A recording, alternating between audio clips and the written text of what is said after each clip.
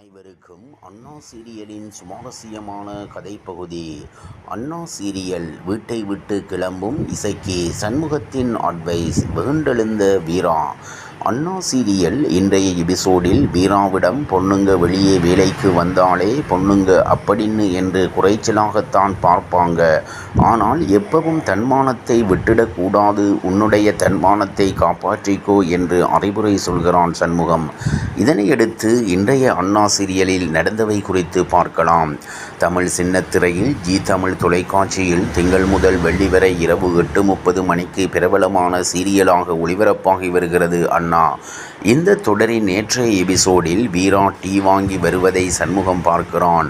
அவனுக்காகத்தான் வாங்கி வந்ததாக வீரா சொல்லி சமாளித்த நிலையில் இன்றைய எபிசோடில் நடந்தவை என்ன என்பது குறித்து பார்க்கலாம். இன்றைய எபிசோடில் வீராவை இறக்கிவிட்ட பிறகு அவனுக்கு மீண்டும் போன் வருகிறது.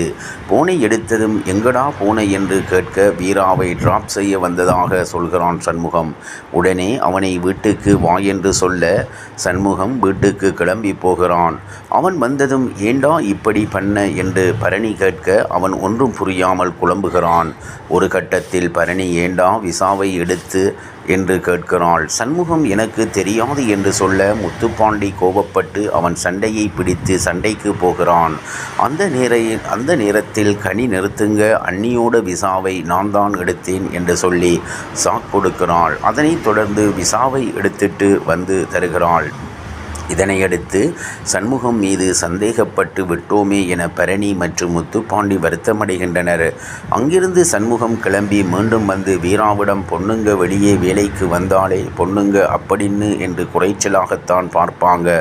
ஆனால் எப்பவும் தன்மானத்தை விட்டுடக்கூடாது, உன்னுடைய தன்மானத்தை காப்பாற்றிக்கோ என்று அறிவுரை சொல்கிறான். சண்முகம் அங்கிருந்து ஸ்டேஷனுக்கு வருகிறாள் வீரா.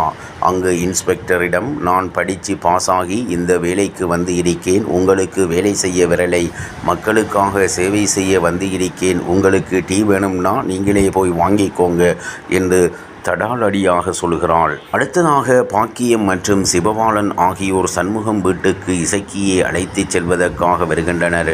பாக்கியம் சொன்னதும் இசக்கியும் தனது துணிகளை எடுத்து வைக்கிறாள்.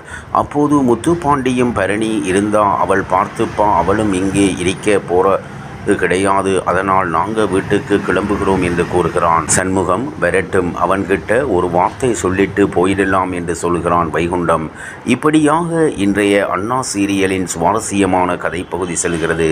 இனி சுவாரஸ்யம் உங்களது. மீண்டும் சந்திப்போம்.